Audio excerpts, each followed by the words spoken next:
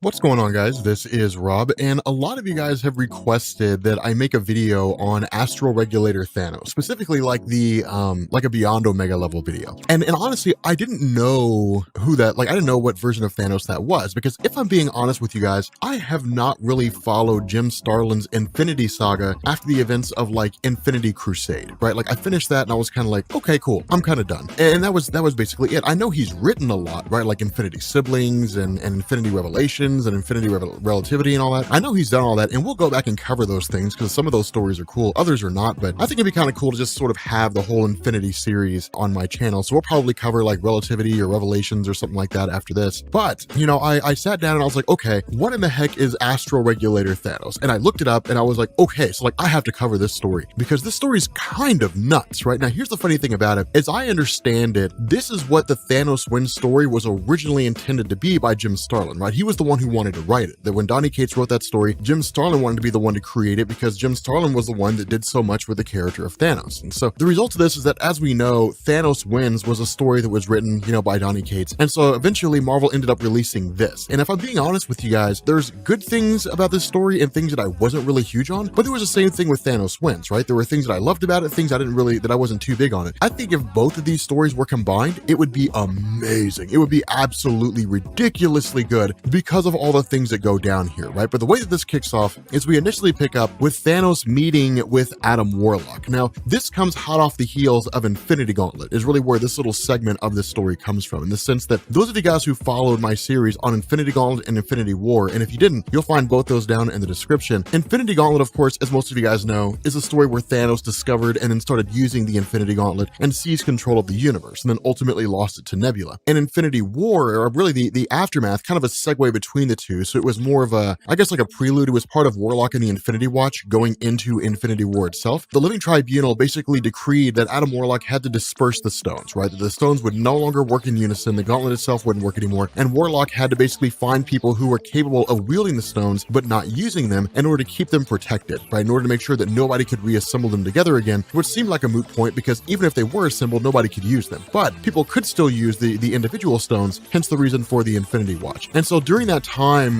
we ended up learning in Infinity War that Thanos was in possession of the Reality Stone. And we didn't initially know that, right? We didn't know who Warlock gave the Reality Stone to. But in this little segment here, it's designed to kind of fill in that little bit of a gap, right? Because during Infinity War, it was like, and then Thanos got the Reality Stone, and that was basically it. And this is designed to kind of fill in the gaps and essentially say that Thanos was the one who was most suitable to wield it, right? Because only Thanos could really comprehend the power of the Reality Stone and be able to maintain that kind of discipline, right? Because with this stone in your possession, even your most subconscious desires become reality. You could fall asleep and dream of like the Grudge, and then like she manifests because of the Reality Stone and then kills you, right? So like any number of those things could happen, and Thanos was really the only guy who could maintain that. And so what this does is it picks up, you know, kind of right now in the modern day. And what it does is it kind of gives us this idea that Adam Warlock feels as though something's off in the universe, right? Something's just not quite right. There's some kind of imminent danger coming. Now, this is part and parcel to the powers of Adam Warlock in the sense that he really is very much a sort of, you know, Jesus-esque character in Marvel, right? He dies and he's reborn over and over and over again. He can never truly be killed. He'll always end up coming back in some form or fashion. At the same time, he also kind of has this cosmic awareness, and through his experience with the Soul Stone is also sort of part and parcel to the universe. Now, how deep reaching this goes and exactly what this means on like a definitive concrete level, Jim Starlin has never really explained, right? It's almost like the White Phoenix of the Crown and like her role in the multiverse, right? She just fixes things that are broken, whatever in the hell that means. And so with Adam Warlock, a lot of it's kind of the same way. It's pretty ambiguous, and it really just sort of allows Marvel and Jim Starlin to kind of have a blank slate in terms of what they want to do with this character and so on and so forth. But ultimately, he ends up basically traveling alongside Pip the Troll to go see Thanos, right? This is a really cool moment here because with Pip the Troll, of course, he's a long-standing member of the Infinity Watch, a long-standing friend of Warlock. The two of them have been together for quite some time. But traveling and seeing Thanos is really one of the first acts of Warlock for a couple of reasons, right? The first thing is something seems off, and Thanos might know something. But the other part of this is that the two of them have a very lengthy relationship. They've been on again, off again allies. More so than that, there's a huge amount of respect between the two. And so as Adam Warlock begins talking to Thanos and saying like, you know, there's some kind of dramatic change that's coming, there's a kind of approaching darkness, it's a cool moment because Thanos kind of chimes in and basically says, yes, you know, there is a kind of darkness approaching, and he kills Adam Warlock.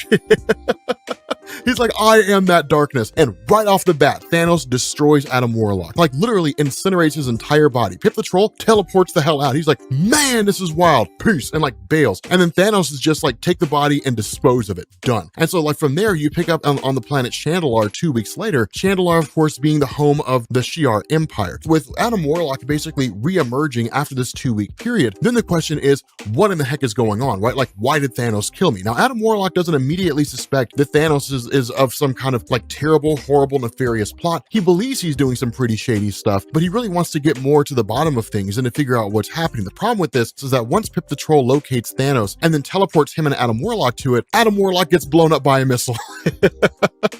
He immediately gets destroyed by a missile. And the response of Thanos is like when he's talking to his Black Order, it's like, yes, Adam Warlock will come back, but all we have to do is kill him 3 times. After that, it won't matter. And so what he ends up doing is basically traveling to this particular location, this particular artifact, looking for a kind of puzzle of sorts. And the reason why really kind of ties into Infinity Siblings, in the sense that what you had in that story is you had a future version of Thanos that basically ended up meeting with his younger self. And what this future version of Thanos is doing is basically guiding younger Thanos to some kind of end goal, but he never actually told him what the end goal was. It was just, you have to do these things in order to get to this point where I'm at. And so Thanos is in a lot of ways blindly following the orders of his future self under the idea that 1, he knows himself, so he trusts himself, and 2, there's going to be some kind of grand payoff or something along the way. And so the result of this is that once Thanos basically accesses this particular artifact and learns of this kind of map of sorts, this particular location that it's sending him to, of course, he gets back aboard his ship, and then ultimately we end up picking up with Star Fox. Now, Star Fox, or Eros, is the brother of Thanos. So a lot of you guys probably know that by now. The two of them have a very, very lengthy history. Infinity Siblings really push that history and that relationship to the extreme, but it's one of these things where it's kind of like, okay, Eros has a couple tools at his disposal. The first one is that he basically utilized the time-traveling technology of Kang the Conqueror. And the reason why was during the events of Infinity Siblings, Kang came to the realization that somewhere along the line, Thanos dies. And when that happens, he ultimately ends up dragging the entirety of the multiverse down with him. The death of Thanos triggers a cascading effect that brings everything to an end prematurely. And so the idea was that Thanos has to live. And so Kang the Conqueror basically orchestrated all these different events to ensure that, right? So kind of a spoiler for a video that we're going to cover later on. But the long and short of this is that Eros had stolen some of the technology of Kang in order to ensure that should something happen where Thanos engaged in some kind of nefarious plot, that Eros can go back in time and correct it. The other part of this is that a device has basically been created, this exceedingly small, this also based on the technology of Kang, that can be used to essentially track Thanos, right? Because Eros does not have that inherent ability. The next thing that really happens here is a new form of manifestation from Adam Warlock. Usually Adam Warlock's body always kind of enters the cocoon state and Adam Warlock comes back. What ends up happening here is that some guy ends up falling off a cliff, and that person is then suddenly encased in a cocoon. And then after a 2-week period, Adam Warlock reemerges, right? So basically this random being was rematerialized into Adam Warlock, and then Adam Warlock returned. This is not normal. It doesn't usually happen. And there is in fact a force behind everything pulling the strings when it comes to Adam Warlock. There's a reason why all this is happening with him. And so what it does from here is it basically picks up with Eros, ultimately tracking down Thanos. And it's kind of this cool little moment here, because Thanos, of course, is looking for Eros under the guise that his future self informed him that Eros will become very important with regards to the various goals that they want to achieve. And so while Thanos cannot kill Eros, what he has to do is essentially find him and then keep him contained so that he can be used at a future point in time. What that use is going to be and the role that Eros is going to play, of course, we'll find out at some point.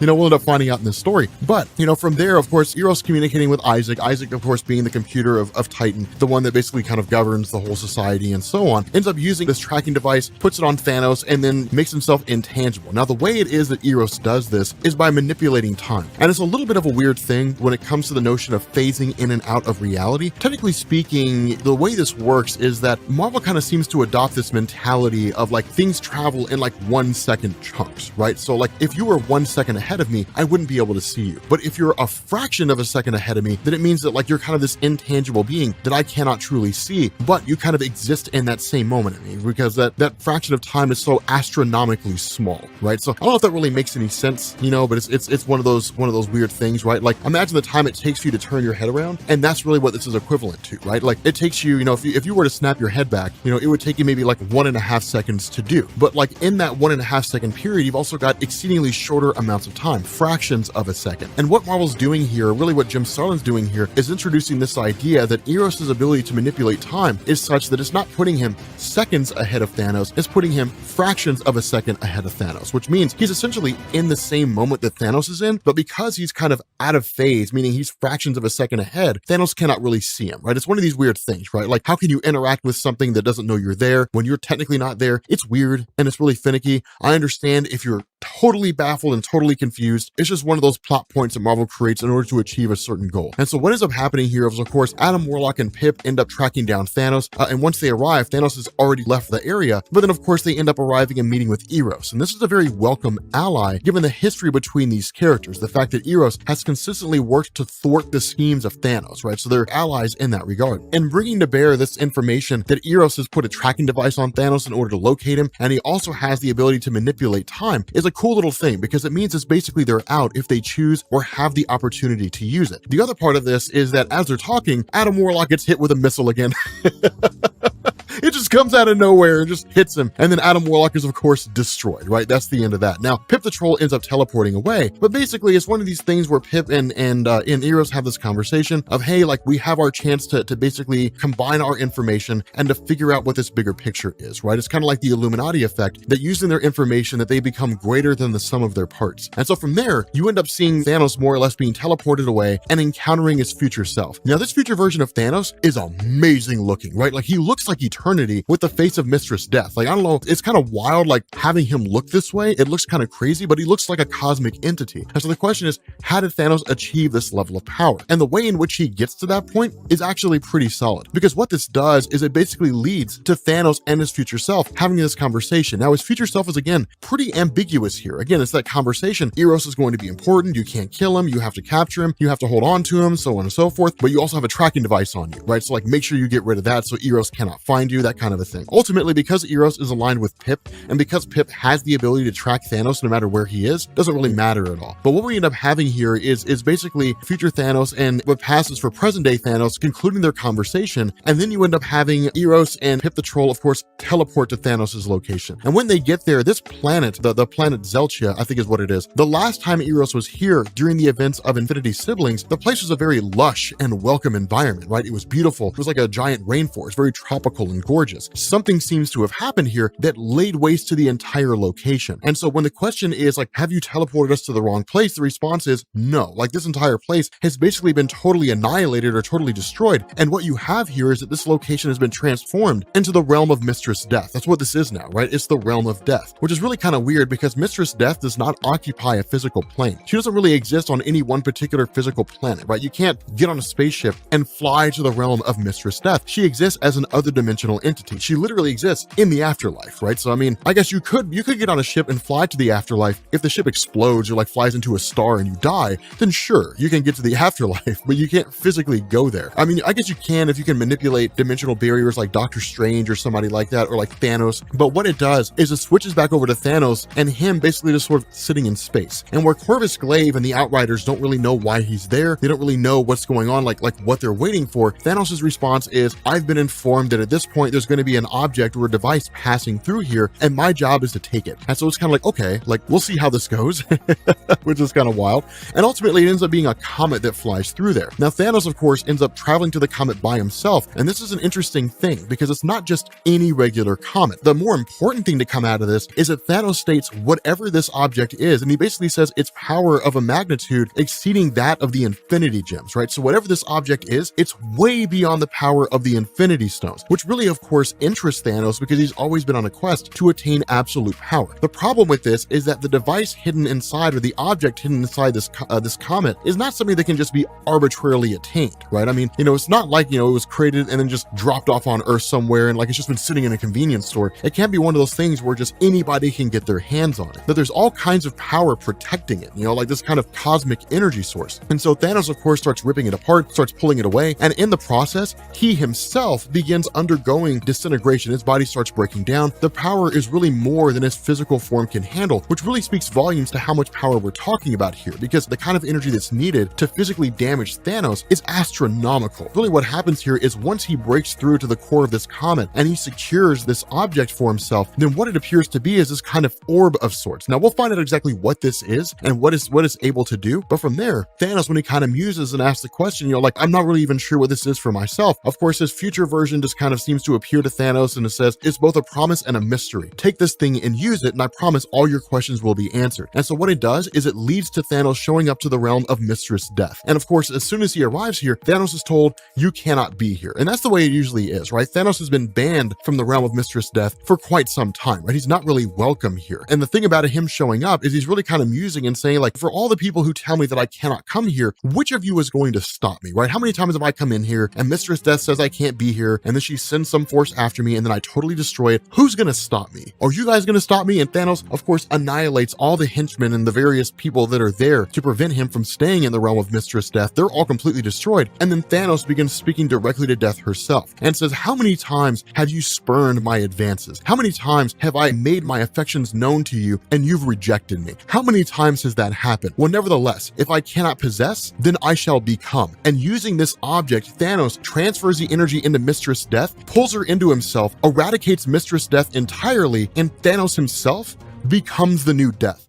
In the last video, we basically kind of had this idea where you essentially had like future Thanos, right? And Thanos in this future looked like eternity, but whatever it was that happened to him, he seemingly became this like omnipotent sort of character. The idea behind this is that modern day Thanos is more or less being guided by future Thanos. So we'll kind of get an answer to that question, a sort of explanation as to what's going on. But with Eros, the brother of Thanos, and Pip the Troll trying to figure out what Thanos is doing and then in turn trying to find a way to defeat him, they've essentially just been following him throughout what he's been doing, right? So the idea was that Thanos had essentially managed to find some way to acquire a particular artifact, a particular device called the Astral Regulator or the Cosmic Regulator, and then destroyed Mistress Death and really like absorbed her essence into himself and then became the new Death, basically meaning that Thanos now controls the realm of the afterlife. And so where he essentially teleports away, Eros and Pip the Troll follow him, but they don't know exactly where he's going. The best they can do is just kind of jump forward through time using their device taken by King the Conqueror and then just try to understand what it is that's happening, right? So this is really just guess and check. And so what they do is jump a year into the future. And when they arrive a year in the future, Galactus's ship had basically just kind of crash landed into this realm. And when they start inspecting, they start looking around, they basically come to the realization that Thanos has been exceedingly busy. That not only did Thanos destroy and absorb Galactus, Thanos has also absorbed the Infinity Stones, he's absorbed Master Order, Lord Chaos, the Stranger, Sire Hate, Mistress Love. He basically absorbed all the cosmic entities into himself. And he's been busy. Now, all this happened off panel. I'm not really skipping over anything. We literally go from one page to this page. He's basically just been absorbing all the cosmic entities into himself. But the reality of where Eros and Pip the Troll are is that it's just kind of like, all right, so there's not a whole lot we can do here, right? Like in the present moment right now, there's nothing we can do to defeat Thanos. Like we're gonna have to find a way to go back in time and to basically keep this from happening. Now, here's the cool thing. Before you bounce, Jim Starlin plays time exceedingly smart in this story. He does it in a really, really cool way. And that's one of the things that a lot of writers kind of run into. One of the problems they run into. Bendis ran into that problem when it came to Matthew Malloy. Different writers run into time travel with different problems, and more often than not, it's usually invoked as a means to end a story. Jim Starlin passes that and basically copes with it in spectacular fashion. But the cool thing about this is that Adam Warlock, where you end up having Pip the Troll and Eros, who basically kind of jump forward and continue their journey and figuring out what the end game of Thanos is. Adam Warlock is resurrected. And one of the things that we had talked about in the last video is that Adam Warlock coming back the way that he did was kind of abnormal. It didn't always happen that way, that he always kind of had a particular form and function, right? Like a cocoon would manifest somewhere and Adam Warlock would start to regenerate inside of it. And then ultimately he would come out, he'd make its presence known, and whatever story was going on that required him to be in that event. What was going on here were things like it was a resurrection process that wasn't normal, right? And so what this meant was that Adam Warlock didn't know entirely what was going on. And so when he basically hops back up and really kind of asked the question, what's going on with these changes in my resurrection process? He's met by the arrival of the Living Tribunal. And the Living Tribunal basically says, I'm the one behind all this. Like, I'm the reason why you're resurrecting the way that you are. Now, one of the funny things about this is that when Adam Warlock starts asking questions like, okay, well, what's going going on? Like, you know, why am I here? That kind of a thing. The Living Tribunal says, like, we're outside of reality, but like you are outside of the norm. Now, there's a very particular meaning to that, and we will find out what that meaning is later on in this video, but the two of them get in a very in-depth discussion. And the reason why is because, of course, you have the Living Tribunal kind of like as this multiversal overseer, right? So even if the Living Tribunal can be destroyed, his job is to watch the multiverse and to safeguard it as best he can. And so there's nothing that takes place inside of a universe across the entirety of the multiverse that the Living Tribunal doesn't know about. Whether or not he can stop it is a whole different argument, but he's always aware of everything that's happening, right? So multiversal awareness, it's part and parcel to his role. But of course, Adam Warlock also addresses the idea that the Living Tribunal, this version is basically an alternate reality version of Adam Warlock. For those of you guys who recall that, in the aftermath of Jonathan Hickman's Avengers and New Avengers and Secret Wars, when the Living Tribunal and all the cosmic entities were destroyed, Jim Starlin wrote an Infinity comic that was a tie-in to it all, more or less. It was kind of a loose event, but the notion was the one above all needed a new Living Tribunal since the Beyonders destroyed the previous one. And so Adam Warlock from an alternate reality was made into the new Living Tribunal. So that's just kind of a quick 30-second or a minute explanation. But as to the Astral Regulator and as to how it is Thanos has this level of power, this all basically comes through an explanation from the Living Tribunal. And this is a really, really cool concept introduced by Jim Starlin that's actually built on something else, right? So for the longest time, when it came to the multiverse in Marvel, Jim Starlin had introduced different things like the custodian of the multiverse and so on and so forth. But the idea here is that we, of course, have an infinite number of universes out there. The question that we always sort of asked here is,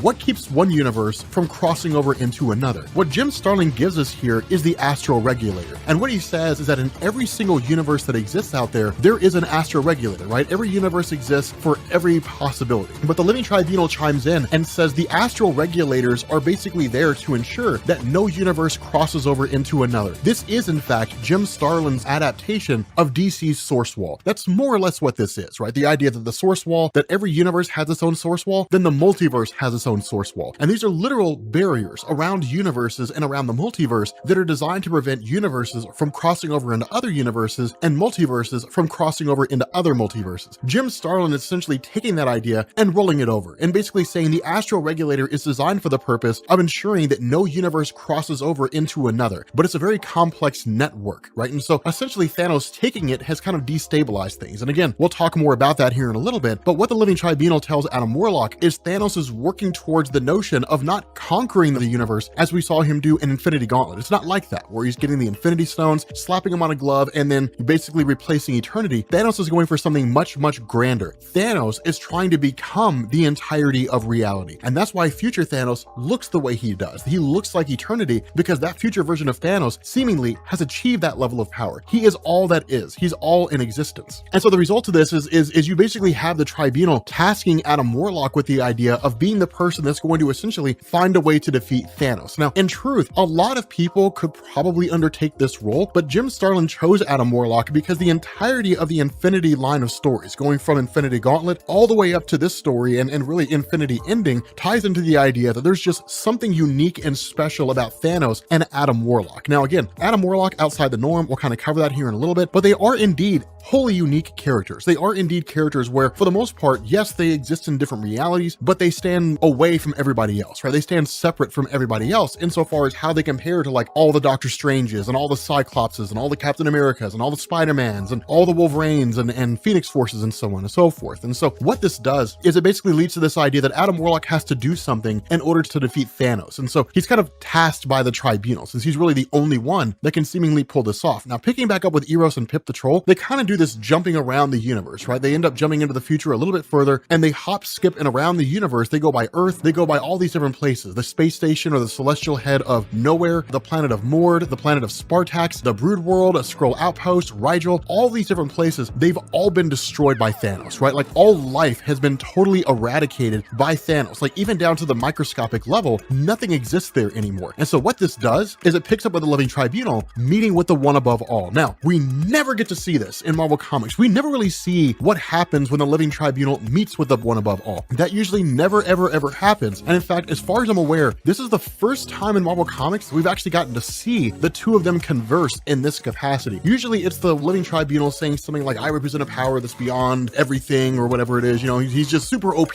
beyond Omega level is what he is.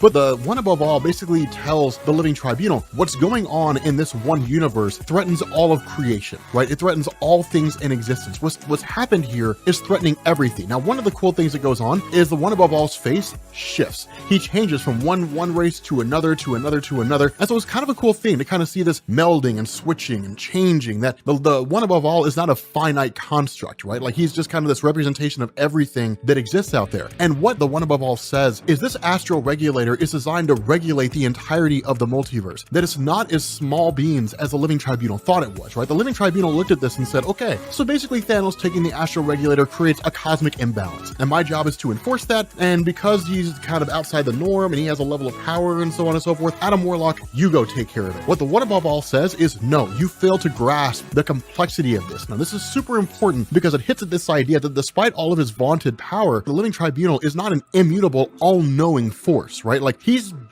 screwed up here, is really what it is, right? He misjudged, he misunderstood the complexity and how extreme the situation is. What the one above all says is the astral regulator of each universe, yes, they exist, their purpose is to keep a universe from crossing over with another, but the truth of this is that they're all tied into a network. So what's basically gone on here is Thanos is playing a giant game of Jenga, and he's starting to pull out the wrong pieces, and it's only a matter of time before this whole thing comes crashing down. By taking this astral regulator and pulling it away from his role and then repurposing it for the reason of giving himself omnipotence, he's upset the multiversal balance, right? The balance of all existence. Not only that, what he's doing can actually happen. He could become the entirety of reality itself. In essence, the one above all now views Thanos as a credible threat. And that's what's so crazy about this, right? Thanos is at a level of power now to where the one above all is legitimately concerned. And at the end of the day, it all comes down to Adam Warlock to be the one to pull it off. And so that's why all these things are really sort of crazy here. That's why it's so chaotic. It's because what we do is we basically jump to, you know, present day Thanos, for lack of a better word, who's absorbed all these cosmic entities, meeting with his future self, right? The one that is essentially merged with all of reality. And the whole reason behind this is the fact that future Thanos is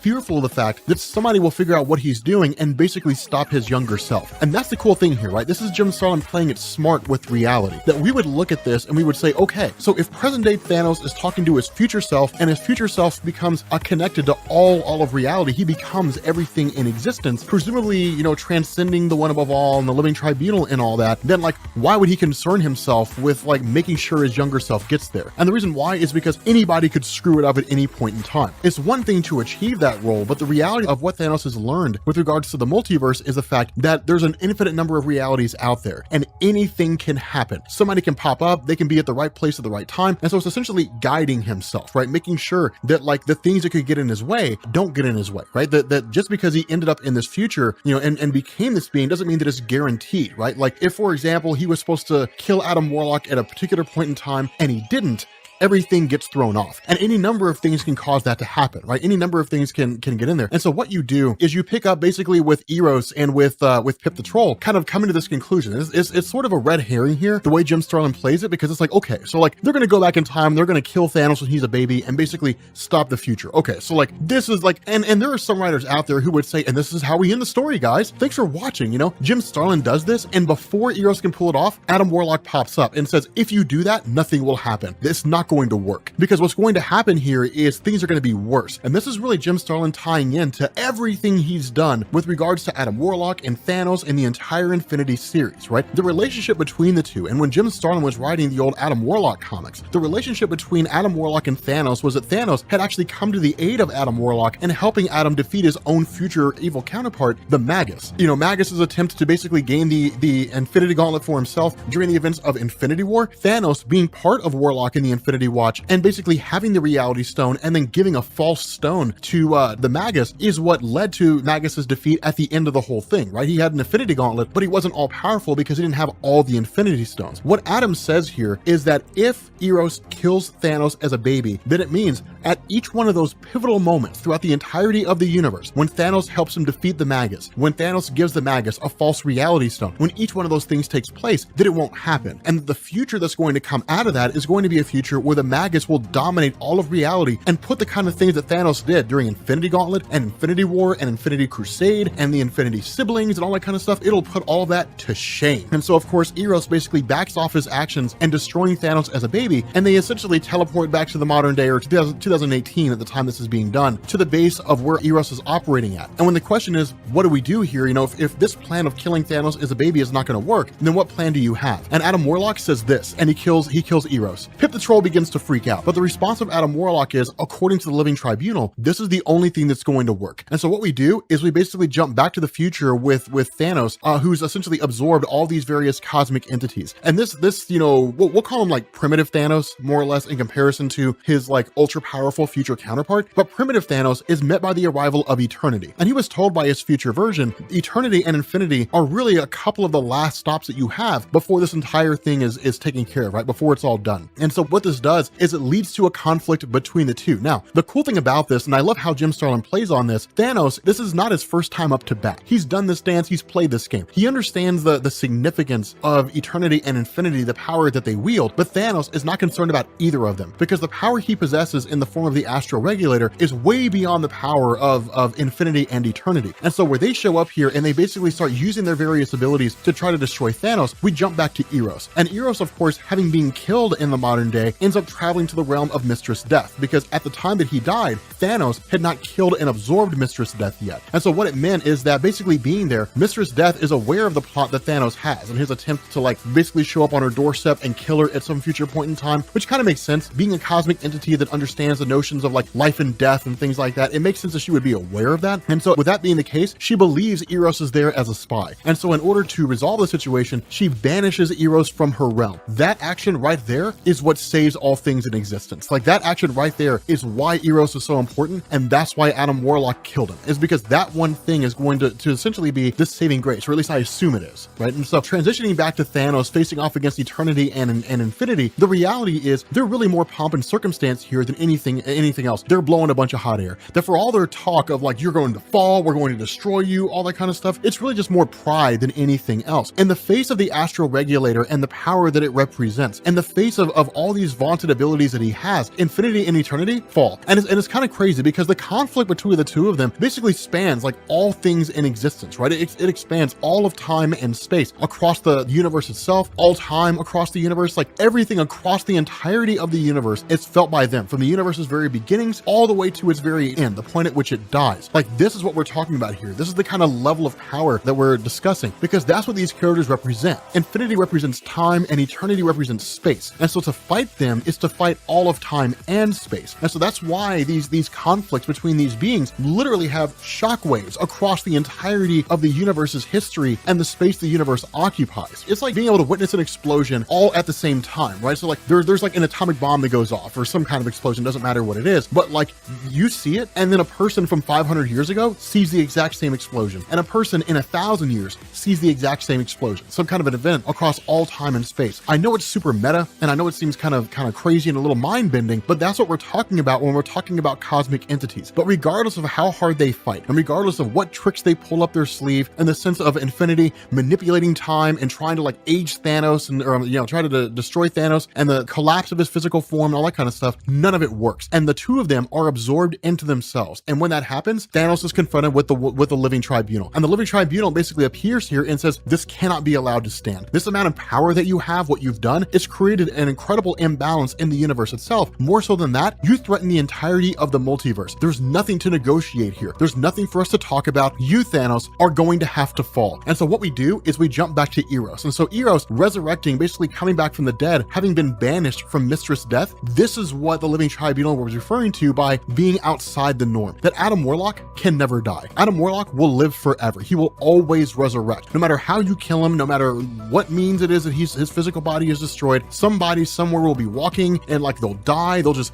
kill over from a heart attack, or they'll be hit by a bus, and they'll be used as a method by which Adam Warlock returns. Thanos has been banished from the realm of Mistress Death. He was banished from her realm long before this story took place, right? He was banned. He can never ever die. Like now, Eros is the exact same way. They exist outside the norm because they're immutable forces now, right? They're not really on par with cosmic entities, and so far as like they're all powerful, it's not really that way. It's simply the natural order of things, which is things are born and things die, and then there's them. they're outside the norm. They're outside the natural order. And so that's the reason why Eros is so important here, is because with him and Adam Warlock working together, presumably they should be able to defeat Thanos. And so following this, we pick up basically with this massive destruction, this massive explosion seemingly in the entirety of this system, and the defeat of the Living Tribunal. And that's why this is important, is because when you think of a fight between the Living Tribunal and you think of the Living Tribunal's destruction, most likely you think of Hickman's Avengers and New Avengers, because that's really the only time that we ever saw that happening, right? The only time we saw before that was during Marvel The End, and it was really more of Thanos absorbing all of reality into himself and then recreating it again. Usually when you think of like an extremely powerful being like the Living Tribunal being destroyed, you think of like this massive explosion of energy that would just shatter the entirety of the multiverse. It's like grabbing a brick and just throwing it into a glass house, right? It's gonna shatter the entire thing, right? It's gonna destroy some part of the glass house, and the rest of it's gonna collapse under its own weight, right? That's kind of how you assume that situation to be. The way this plays out though is, again, it's basically just this idea of Thanos absorbing the Living Tribunal into himself. But that's where Thanos is now. At this moment right now, Thanos has absorbed the Living Tribunal into himself, or at least that seems to be the case. Now, things are gonna be explained a little bit more at a future point in time, but like Thanos basically jumps in with his future counterpart, like starts talking to him, and essentially his future counterpart says, "You are now where I am," right? Like, we are now where we're supposed to be. You have achieved the level of power I wanted you to achieve. We are now one. And literally, they merge into a singular being, right? Now, this is just Jim Starlin's way of rectifying the time stream. The future version of Thanos got modern day Thanos to this level of power, and the two of them are now occupying the same space at the same time. The truth is that they're a singular being, right? They're the same person. Both cannot exist at the same time. And so they basically become the singular person. And when that happens, Thanos says, now the real game begins. Now I, Thanos, who am essentially the sum total of all of reality, will go forward and I will face off against the one above all. Okay, so we are getting into Infinity Ending, and here's the funny thing. I initially planned on waiting until like next week to start this, but you guys have been screaming at me when we covered Infinity Conflict to start the next part.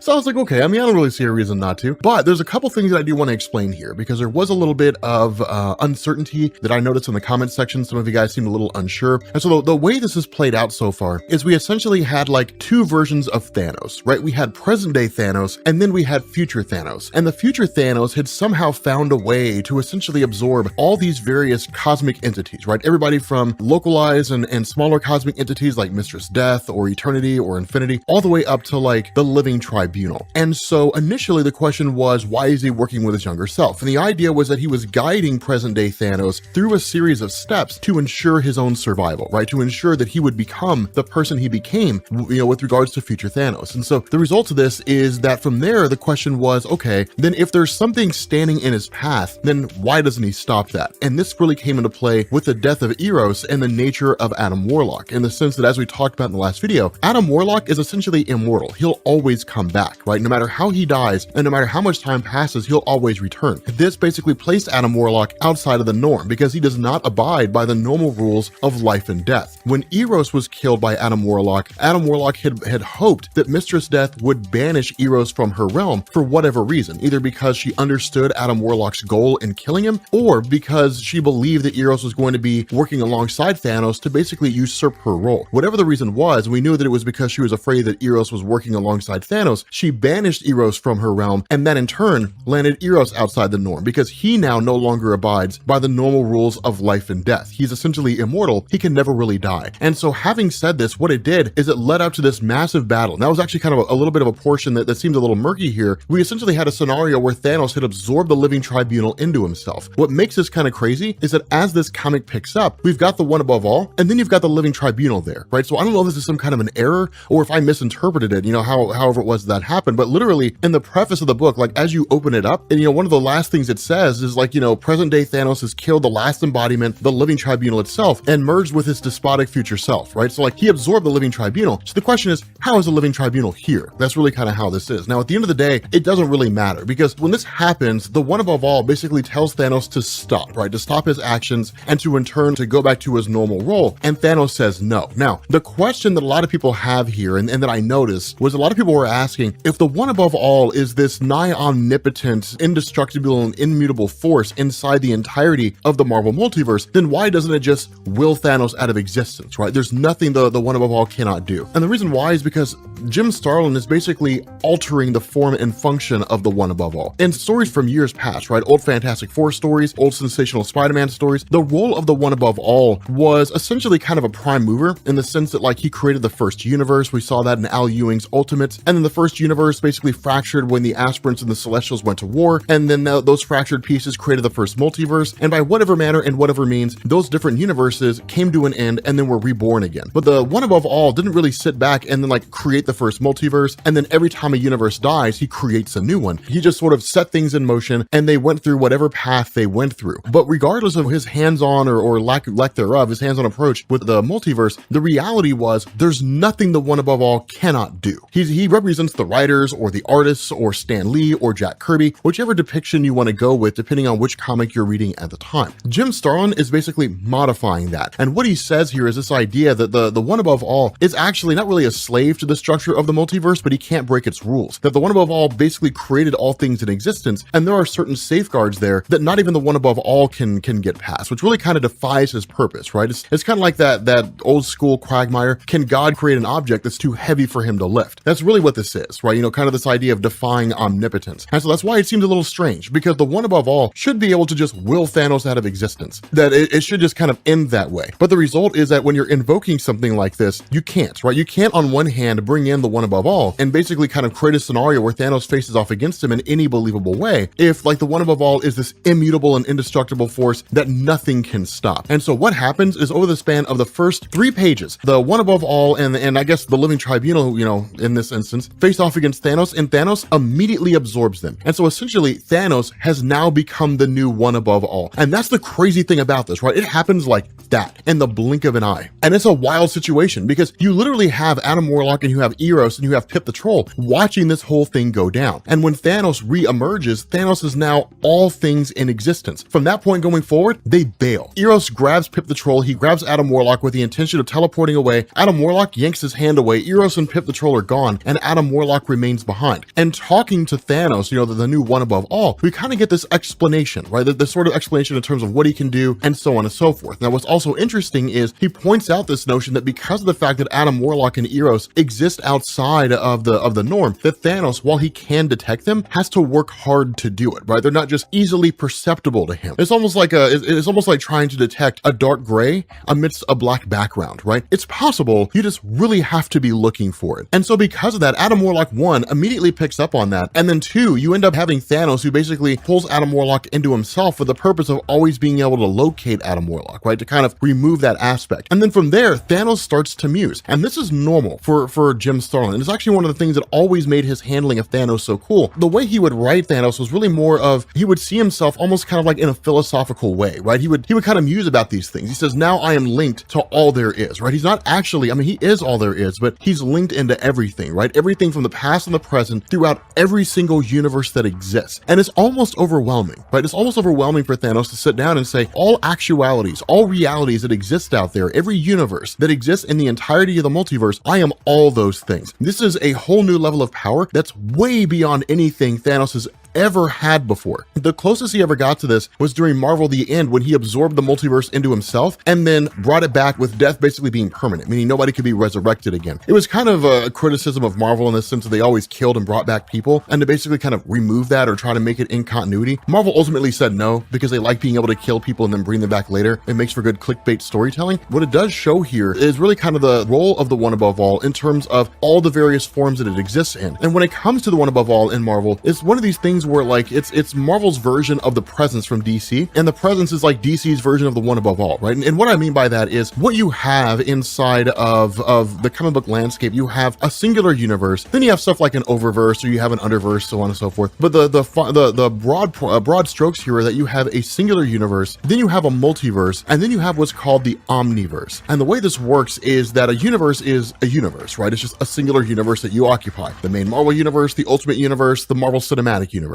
Those different universes make up the entirety of the multiverse. The omniverse is composed of all things in existence, right? So there's the Marvel multiverse and the DC multiverse and the Spawn multiverse, and like any concept that exists out there is part of the greater omniverse. And Marvel's one above all is kind of a guy who oversees all that, right? It's Marvel's god above all gods, essentially. So it's one of these things where they all kind of cross over and it all gets really weird. And it's not really designed to say that like the one above all is over the presence. It's Marvel kind of saying, I mean, our version is, and then DC's like, no, our version is, and Spawn's like, no, you're both wrong, our version is. So it's it's kind of one of these things where it just sort of goes around. But Thanos is basically tapping into and overseeing everything across every single universe, in every single multiverse, on every single property that exists in the world belonging to anybody, regardless of whoever made it. That's how far-reaching this is. And so it gets kind of crazy here, because with that being the case, Eros kind of picks up on the notion of what we talked about already, that Thanos cannot easily recognize him because he's outside the norm. Thanos has to hunt for him as hard as he possibly can, right? A needle in a stack of needles is really what this is. And so with that being the case, because Pip the Troll is essentially viewed as Thanos, as one of the people out there who can throw a wrench in the works, then what Eros does is basically tear up a backpack, more or less, and then put Pip the Troll inside of it so that Pip the Troll is as close to Eros as he can possibly be, and by extension of Eros being outside the norm, that will hopefully kind of permeate to Pip the Troll. Now, it really kind of seems to be this idea that it's not really like an Eros-shaped hole in the universe, if that makes sense, almost kind of like a permeation of like this energy that makes him outside the norm that hopefully will also encompass Pip the Troll. That kind of seems to be what he's shooting for, and Jim Starlin plays it fast and loose. We don't really get any definitive answers there, but we're kind of more or less left to believe that is actually the case. And so what ends up happening is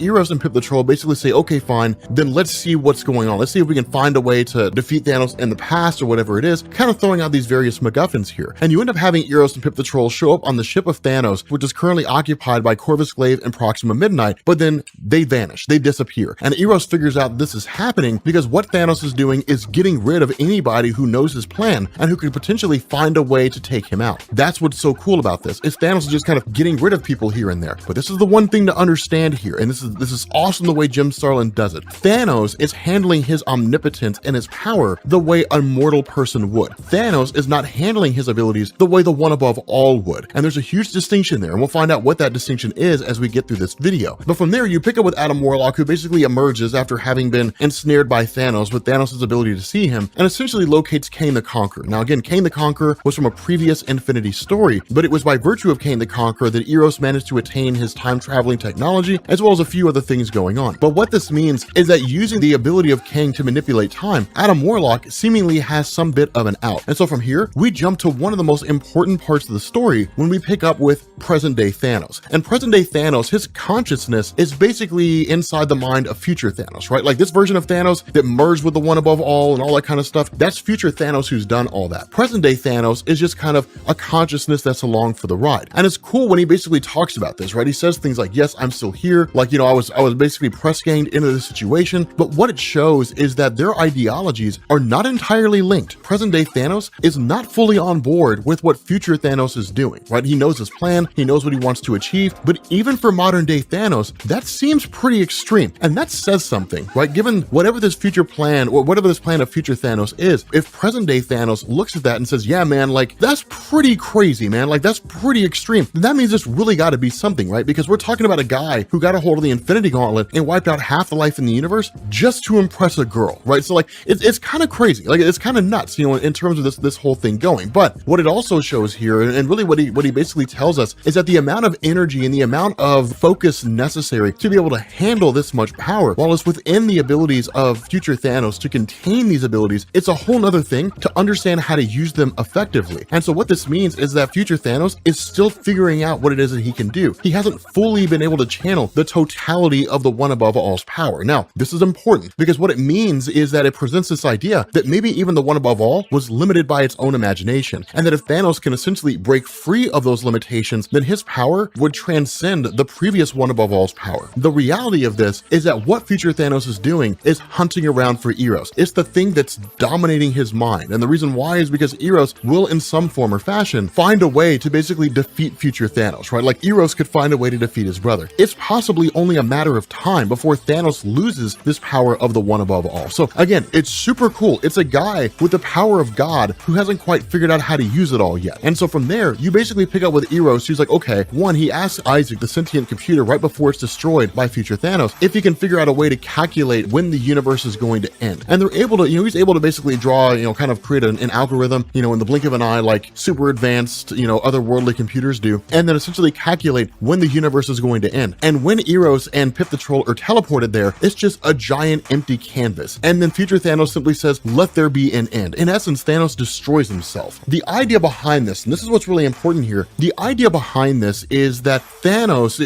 with these limitations that were created by the one above all, the indication is that Thanos is still bound by those. And so what this really seems to point at is that the future version of Thanos, his goal, after having basically defeated Eros and ensuring that nobody can be in his way, is to basically wipe out everything in existence and then recreate it as himself being the one above all. He's wiping the board clean and starting over again. It removes any of the limitations that were created by the previous one above all, and Thanos is free to recreate all the multiverse and the omniverse as he sees fit. And that's what's so wild here. Is because what we do from there is where Eros and Pip the Troll are essentially dispelled from that future and sent back to the modern day. What it does, because of the fact that they cannot die, right? So like they're just kicked back to the modern day. What it does is it picks up with Kang the Conqueror and Adam Warlock having a discussion with each other. And Kang the Conqueror, not really wanting to, essentially admits that what, the kind of field that he's on right now, with Thanos attaining the power of the one above all, with the actions of Adam Warlock, things like that, these are way beyond what Kang is normally used to. And the reality is that he's basically being reduced to a guy who can just help Adam Warlock out as best he can. Despite all the intelligence and all the time traveling abilities of Kang, he's way out of his element here. More so than that, Adam Warlock throws in this idea and really kind of gives us this amazing notion that future Thanos, operating with all this power, again,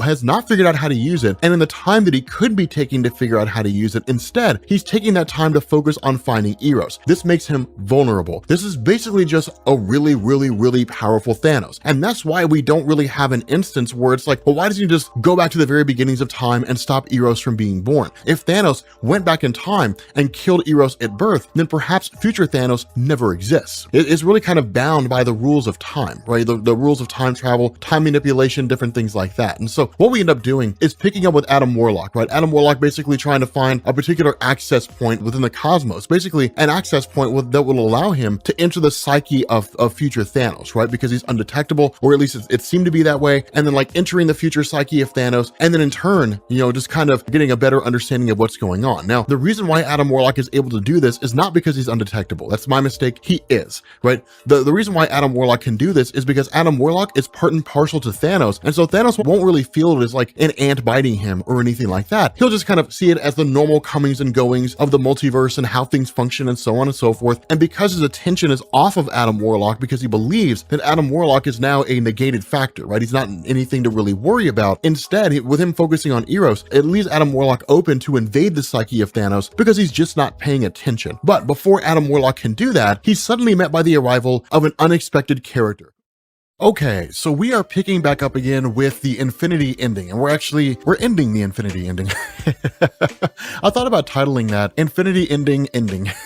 It seemed kind of weird. But in the last video, we basically left off with the idea that Adam Warlock was essentially met out of nowhere by a person that I kind of left you guys on a cliffhanger on. And the reality is, it's not actually a person, but a group of people. It's pretty much all the versions of Adam Warlock from the past. And the funny thing about this is this goes all the way back to him, right? The guy who's not wearing anything but underwear. That's how Adam Warlock first appeared when he was in Marvel Comics, and there's just different iterations of his character as time has gone on. And the funny thing about this is that Adam Warlock has historically been a guy where his understanding of the cosmos and the multiverse has kind of been really beyond most other people, even the cosmic entities themselves, right? It's the reason why Thanos wanted him to become the new living Tribunal when we were reading one of the older Infinity stories. But when you get into this, what you end up having is this scenario where these versions of Adam really kind of say, no, like self-preservation is more important than the universe. And there's a couple of reasons why they're coming from this perspective. The first is because they're sentient beings, right? It's just the nature of us as people. We care about ourselves more than we care about other things, right? It's just the way that we are. are. And so what we also have here is the notion that Adam Warlock can never truly die. And so no matter what happens in this universe, where it ends or where it returns, Adam Warlock will essentially always end up returning. And his other selves sort of recognize this, right? But the idea of Adam Warlock, and this really kind of seems to be an ideology for his character that's changed over the years, but the ideology of Adam Warlock at this point in time is saving the universe is the most important thing. And in reality, it's not as though they're killing off an entire universe of people. It's quite the opposite. Defeat one guy in order to save all of creation, right? It's classic utilitarianism. The needs of the many outweigh the needs of the few. And so it's a cool perception here. It's a cool notion here because Adam Warlock has been without his soul gem for quite some time. Now, the reality is Adam Warlock doesn't really need the soul gem. I mean, it kind of helps to bolster his power a bit, but he never really needed it. I mean, he's exceedingly powerful even without the gem. But what he ends up doing with these various guys, these various versions of himself, is basically snatching the soul gem off of one of their heads and then essentially overpowering all the others. Now, we don't really know exactly what happens to them, but regardless of the situation, the result is that Adam Warlock ends up coming out on top. And so following this, he basically dives through a portal and into the consciousness of Thanos. Now, this is not the first time this has happened. They've been inside each other's minds before. In the subconscious mind of Adam Warlock, it's all about death and rebirth, right? People riding an elevator all the way up to the top of this cliff, more or less, falling off, dying, and then getting back up and doing it all over again. The cycle of death and rebirth constantly taking place. With Thanos, it was just nihilism reigns supreme, right? Just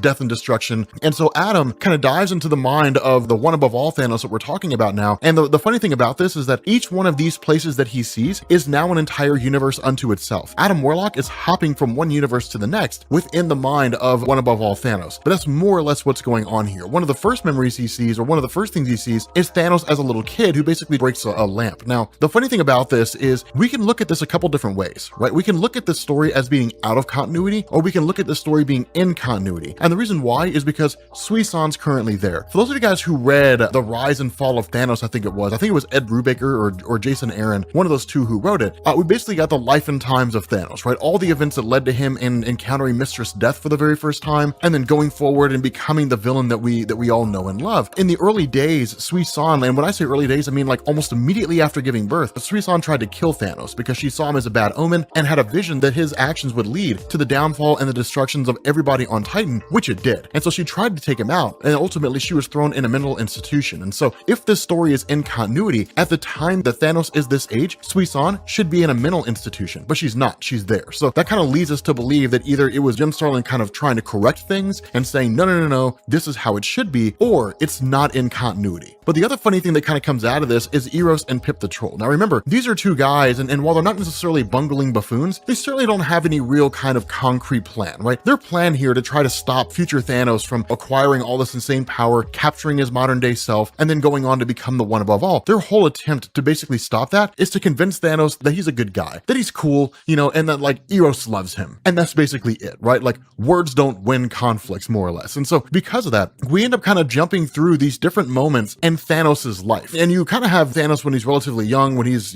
kind of going through that age of bodies changing in puberty, and he's kind of put on a few pounds, and drinking a soda, it looks like. And Eros tries to convince Thanos that like he's a cool guy, that Thanos is great, that Eros loves him. And it is really Eros like trying to convince Thanos of this, right? The next time they appear is when Thanos is feeding some bullies to some monsters in a cave because the bullies needed to understand their place in the bigger picture. Following that, like it's Thanos basically launching an attack and destroying the entire planet of Titan. All these different things that are going on with Thanos committing these acts. And as this is going on, we have two versions of Thanos here. That's one thing to keep in mind. We've got essentially what amounts to present day Thanos, or the easiest way to think about it. And then we've got future Thanos. And if you guys recall in the last video, we talked about this, right? Future Thanos was the one that was trying to attain the power to become the one above all. Present day Thanos is the one who is being used in order to follow in those footsteps and assure that that path was actually followed. And once present day Thanos went through all those steps, then he was absorbed by future Thanos to ensure that nothing would ever go wrong. And that's why you see this version of Thanos just sort of hovering in a tank. This is present day Thanos being held prisoner by his future self. And so Eros and them basically arriving to what's actually Thanos' first appearance in Marvel Comics when he fought Iron Man. In terms of his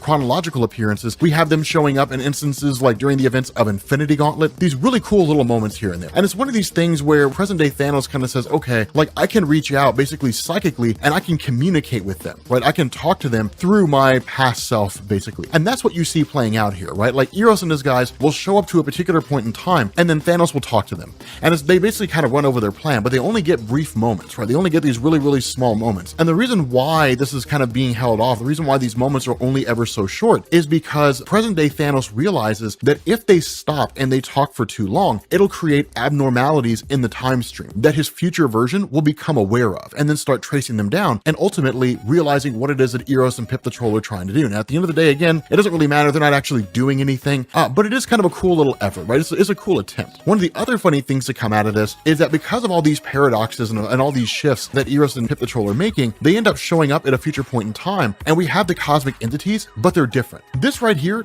actually doesn't really make any sense. And the reason why is if you understand the nature of cosmic entities, they exist in two forms, right? They exist in their true form, which is an abstract form. It has no true physical form, right? They're just an ideology. If you had like the desire to go get something to eat, it would be like if that desire to eat could get up and walk around, right? That thought, that concept could get up and move. That's what a cosmic entity is. Now, when cosmic entities appear in a physical form, they go to the dimension of manifestations and they basically receive a form from Anthropomorpho, and then they show up in the main Marvel universe in a physical form. But it's just one of these small little things, right? So, you know, it's a cool little moment. It's a little wonky and a little crazy, but again, that's kind of what we're dealing with here, are sort of these escapades of jumping back and forth through time. And so when Eros is talking to present day Thanos, when they say like I guess we can work together, and Eros is very much unsure about this because it's trusting a guy who's well known for betrayal. Thanos is kind of like, at the end of the day, our goals are basically mutual here. At the end of the day, like, we're trying to achieve the same goal. I'm currently trapped in the essence, more or less, of my future self. Come there, rescue me, and then like we'll save the day. And the cool thing about that is that when that happens, when Eros shows up, it's not really Eros saving Thanos. Instead, Eros is seemingly kind of whisked away. Eros just sort of says like, this isn't right, this isn't how it's supposed to be, and he just ends up taking off. Adam Warlock peeps his head in to see what Eros is doing while he's on his journey, and then basically, you know, once that happens, Adam Warlock kind of pops back in, or at least sort of disappears for a second when future Thanos shows up. And the reason why this matters is because future Thanos, as we know, was looking for Eros, not to kill him or to capture him, but because with Eros existing outside of life and death, then it was basically impossible for one above all Thanos to track him down. Now again, this is Jim Starlin shifting things around. This is Jim Starlin changing things. Under normal circumstances and everything up to this point, it's not how the one above all worked. Everything that is the one above all. The face that you see when it speaks to things is no different than eternity popping up and then like talking to somebody, right? It's just the entirety of the omniverse and all things coalescing in the form of a face that can have a conversation with you. With that being the case, anything, even if it's outside the realm of life and death, is still part of the one above all. If it exists, if it talks, if it's anything that can be drawn or written, it exists as part of the one above all. So again, Jim Starlin is kind of shifting things up and saying that's not necessarily the case here, right? Like, you know, anything that exists outside of life and death, meaning it can't truly die, it's outside the one above all's purview because it's considered an anomaly, right? Which is kind of crazy to sort of limit the power of the one above all. And a lot of you guys are making comments about that. You were saying like, well, I guess now he's just the one above most is what it is.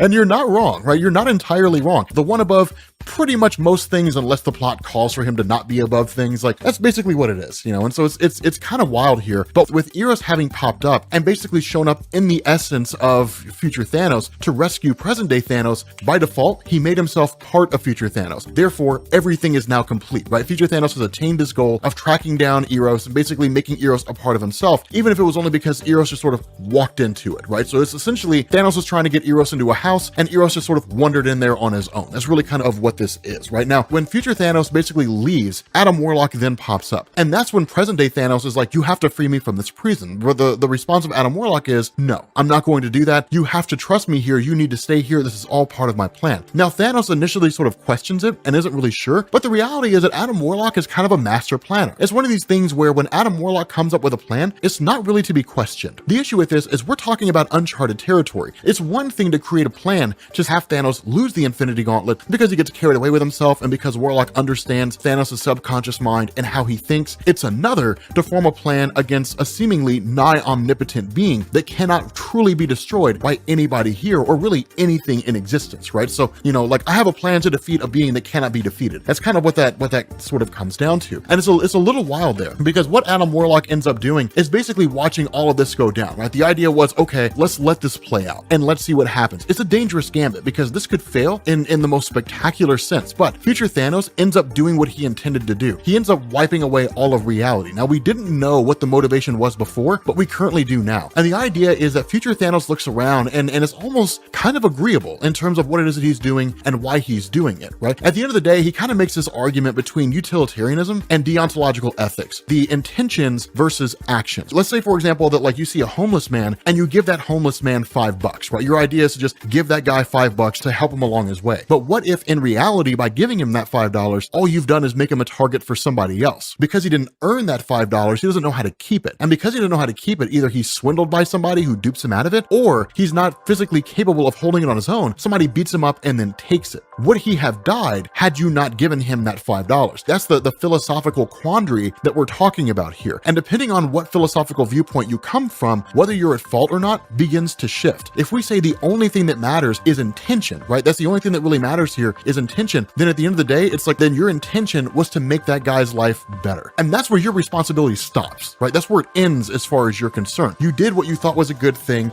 done, right? We're finished there. From there, then it starts going into things like, okay, if all that matters is action, then you gave that guy $5, but then you also cost him his life. And so is your act moral, right? You know, that's the kind of issue that you run into here. And so it's one of these things where Thanos really kind of looks at it and says, the only thing that really matters in this universe, matters in this world, is actions, right? What people's intentions are don't matter. What matters are deeds. And that everything is just a giant contest, right? Even the cosmic entities seek to be supreme over the other in some form or fashion, despite the fact that they're designed to be immutable, despite the fact that they're designed to be these forces that represent ideas, and they don't really seek to better one another. At the end of the day, there's still a kind of contest there. And so Thanos' response is, then we'll recreate things. Loyalty was conceived to deceive people. Trust is a fantasy for fools and is basically played upon by scoundrels who look to exploit it. The universe as it exists now is one of naivety. It's people who believe they can change the universe and so on by just doing good things or believing good things. But at the end of the day, like, it's a screwed up and terrible place. This seems to be like the core perspective of Thanos. And so with that being the case, he says, okay, then let's recreate everything. And so with that going down, with that happening the way that it does, he basically goes to essentially recreate all of existence, and it offers this momentary gambit, right? When you have Adam Warlock, who's essentially outside the existing multiverse, watching it all go down, right? Once he retreats outside of Thanos and kind of goes back to this outside the multiverse kind of space, then in turn, like once future Thanos wipes everything out of existence and then seems to recreate everything, we kind of get this